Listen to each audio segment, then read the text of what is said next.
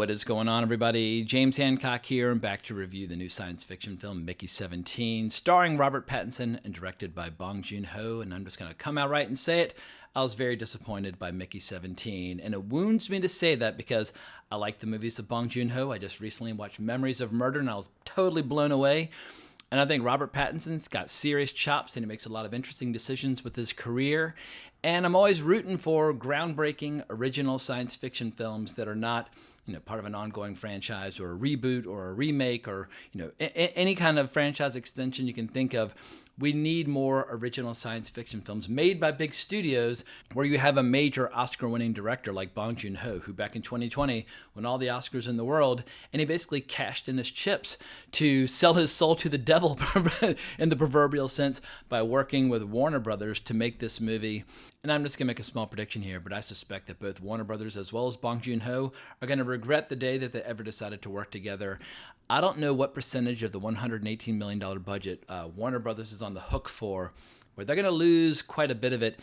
I would be blown away if this movie becomes a success because it's tonally just a total mishmash, criminally unfunny, really awkward. Like the first half of the movie, I was just kind of nonplussed and scratching my head like, what is this? Is it trying to be funny? Is it trying to be like a withering satire? Like what are its goals here? Then in the second half, it just completely flies off the rails into the clumsiest, dumbest, most obnoxious form of political propaganda that you've ever seen, where Mark Ruffalo is allowed to surrender to his worst impulses.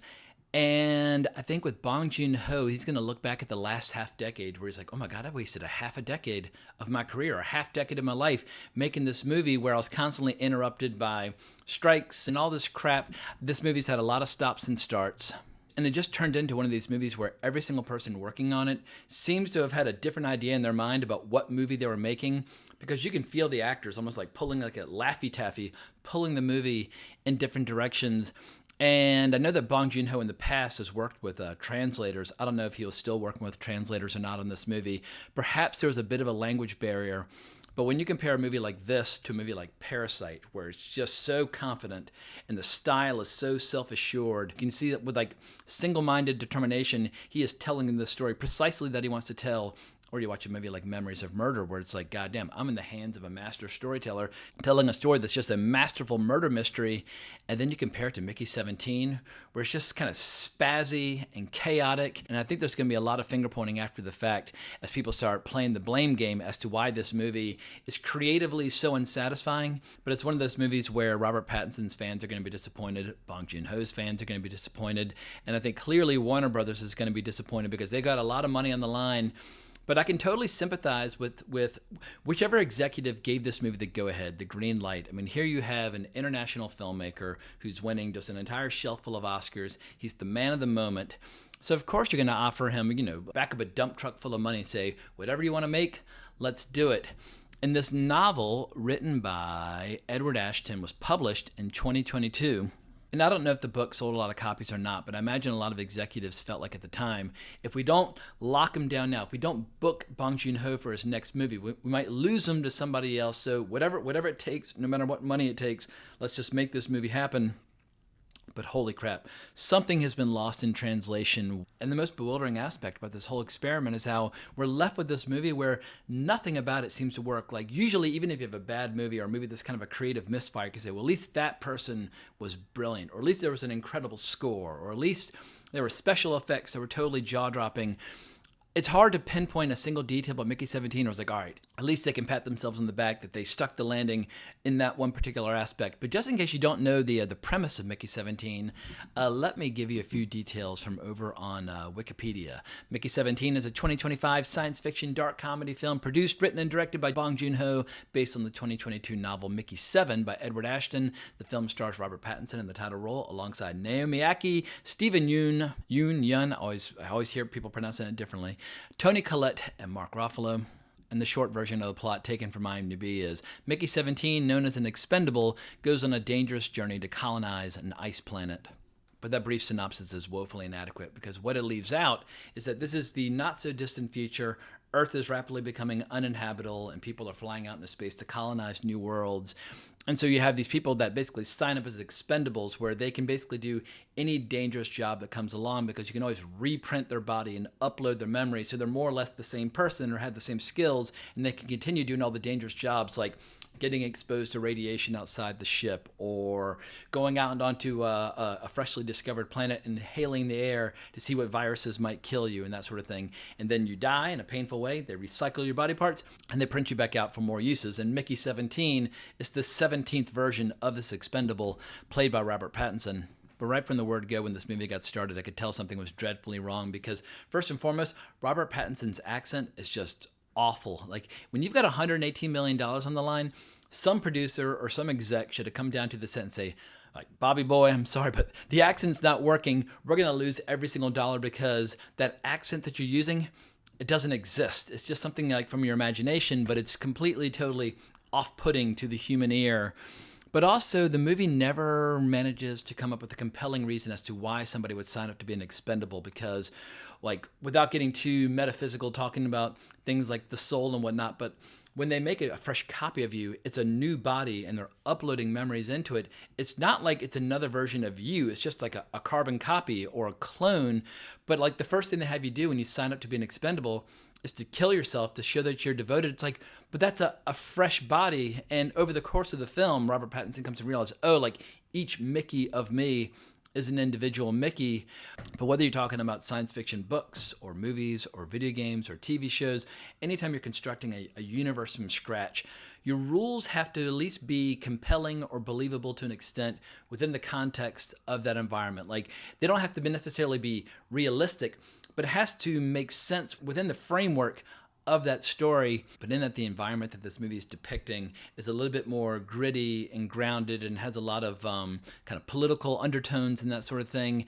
I have a hard time believing that any character in this fictional setting would sign up to be an expendable with the rules as explained within the context of the movie. At a minimum, there should have been a scene talking about like the great lie as to like how they trick people into signing up for this, because if they're able to like believe that they will continue in the other bodies, but they don't offer an explanation like that at all. So from the word go, I was already having trouble just kind of swallowing the believability of this story.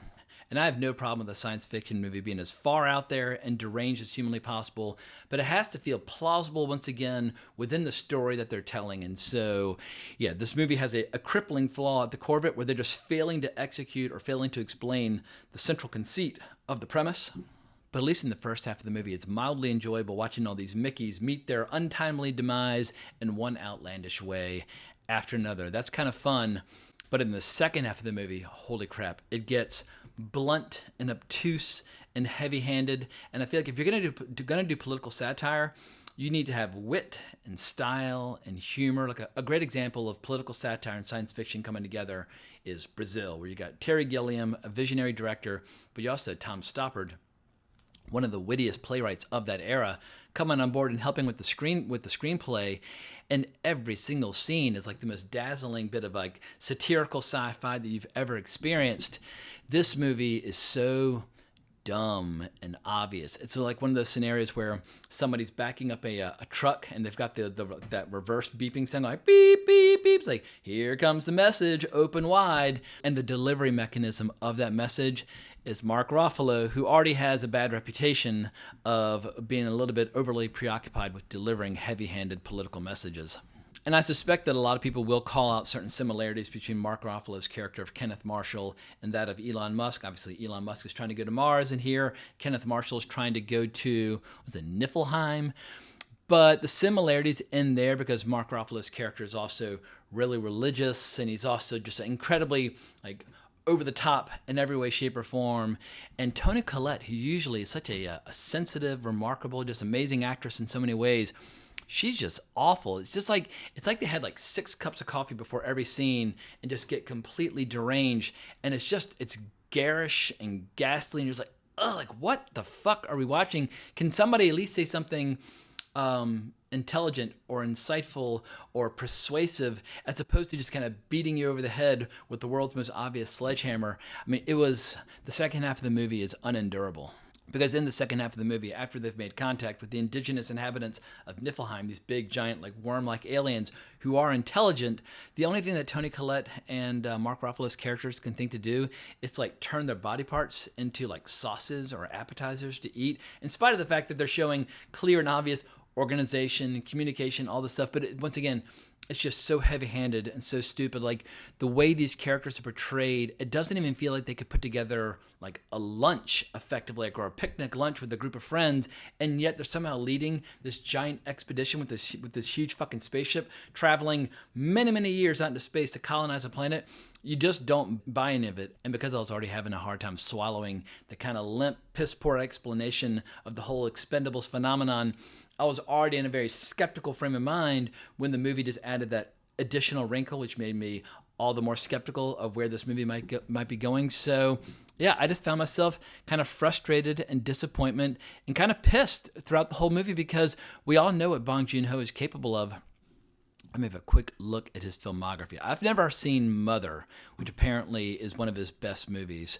But at least a lot of people say that Mother is right up there with Memories of Murder. But the movies by him that I have seen are Parasite, Okja, Snowpiercer, The Host, and Memories of Murder. And he's got some other features and some other shorts in there. But I've seen most of his movies, not all. But The Host is a pretty wild, just giant monster movie. Whereas Okja, it's a little bit kid-friendly for my taste. But Parasite, great satire, and Memories of Murder, just damn good murder mystery. And so my expectations for this movie going into it, I wouldn't say were sky high, but they were pretty up there. And I suspect that Bong Joon Ho, if I were to offer him career advice from somebody who's never directed a movie to somebody who's directed a lot of good ones, I would say go back to South Korea, make some damn good movies, let Hollywood distribute them, and let Hollywood do what they do in terms of marketing them. But focus on the international scene and just let Hollywood pick up the crumbs, but don't go to work within Hollywood. I just feel like the corporate entity of Warner Brothers, which is 9,000 people, was a very bad fit for Bong Joon Ho, as opposed to Neon, which was involved with Parasite. Neon's a company of like 60 people that works here in New York. They have the care and the taste and like the delicate handling to work with a director like Bong Joon Ho. I feel like that's a natural fit. But I hope he got paid extremely well and that he's invested all that money wisely, and that basically Bong Joon Ho will be free from any financial worries for the rest of his life as a result of this experiment working with Warner Brothers. And speaking of Neon, I was listening to a fascinating podcast the other day where the CEO of Neon, Tom Quinn, came on this podcast called The Town to talk to Matthew Bellany. And Tom Quinn was saying how he wouldn't know what to do with a movie that had a larger budget than $35 million. And that makes sense. Like, there's a reason why they keep winning the Palme d'Or at the Cannes Film Festival. There's a reason why they keep winning Best Pictures, because they know what kind of movies they're good at making. They make about 10 movies a year. They basically make like a little portfolio of independent movies, and some of them outperform and do well. But Neon is kicking all kinds of ass. Like if I were forced to choose right now between the future output of Neon and the future output of A24, like which do I think will be more artistically exciting and promising, I would probably go with Neon over A24, even if A24 gets to work with slightly bigger budgets. But a company like Neon is a much better fit for kind of an eccentric, esoteric director like Bong Joon Ho over a big, giant studio like Warner Brothers. Warner Brothers should make big fucking Godzilla movies or big giant Dune movies, big giant Superman movies, like big giant blockbuster movies. But when you try to combine blockbuster budgets with heavy-handed political messaging, it is a recipe for disaster, unless somehow you just like magically stick the landing in a way where everybody on planet Earth at the most divisive time in American history politically can somehow get on board. That's highly unlikely. Once again, I think that Warner Brothers is going to deeply regret how much money they spent on this movie. And if they had made this movie for 1/10 the budget when it comes to the politics, I'd be like, all right, go nuts. Like whatever messaging you want to include, who cares? Because there's comparatively little money on the line. And there's probably a big enough audience that'll be on the same wavelength that'll totally embrace whatever messaging you want to include. But when your budgets get above 100 million, like think about like Oppenheimer, which had a budget of 100 million, didn't really have political messaging. It had politics, it had history, but it didn't have, at least I didn't perceive an overt agenda, or didn't have like an obvious axe to grind. It felt a little bit more broad. It had broad-based appeal. this movie is not going to have broad-based appeal. I think the only person in the movie where everybody's going to be able to agree that they did a good job is actress Naomi Ackie as Nasha. Is adorable and very sexy, and early on she and Mickey fall in love, and they've got some interesting sexual interactions on a ship where sex is forbidden because it consumes valuable calories, and in terms of the resources for keeping them alive, sex is verboten until they try to kind of reseed and repopulate the planet. But in those early scenes, she totally steals the show. She's very likable, very charismatic, just absolutely adorable. And then she becomes awful toward the end, where she becomes the mouthpiece for just every shrieking political screed imaginable. You're like, where is this coming from? Like, this is kind of a lighthearted, like satirical romp, and suddenly you're shrieking and screaming like you're like, you know, like in a Zack Snyder movie, like fighting a war against human extinction. It just tonally, everything about this movie just feels like it's been thrown into a blender and it's all clashing and none of it's working together. But just to wrap up this video on a positive note, I guess I should applaud the fact that at least the risk was taken. We're always criticizing the big studios for taking no risks. Here, this is a risk that's just going to prove to be very self-destructive, and I suspect that Robert Pattinson is going to be like, can we get that Batman movie going sooner rather than later? I need to make a bit of a career comeback, and can we perhaps give my character a better haircut? Robert Pattinson, very handsome devil. He's got this goober kind of bowl cut, which makes him look totally ridiculous throughout most of the movie. It's like, you don't hire Robert Pattinson and then make him look like a giant nerd or a giant dork. Like, let Robert Pattinson be a handsome fucking devil. And so, yeah, that's just yet another ingredient which clashes with people's expectations. People want to see Robert Pattinson being awesome. Like, even a movie like Tenet, where the movie was kind of a mess, he was really good. And whatever accent he cooked up for that was fantastic. Yeah, Robert Pattinson, he's done a lot of good work over the last 10, 15, 20 years, but Mickey 17 is definitely not his finest hour. But once again, at least Warner Brothers rolled the dice. They're coming up snake eyes as opposed to Seven. And Bong Joon Ho, he'll recover. He'll go back to South Korea. He'll work on some project where Neon will probably pick up distribution rights internationally, or maybe A24.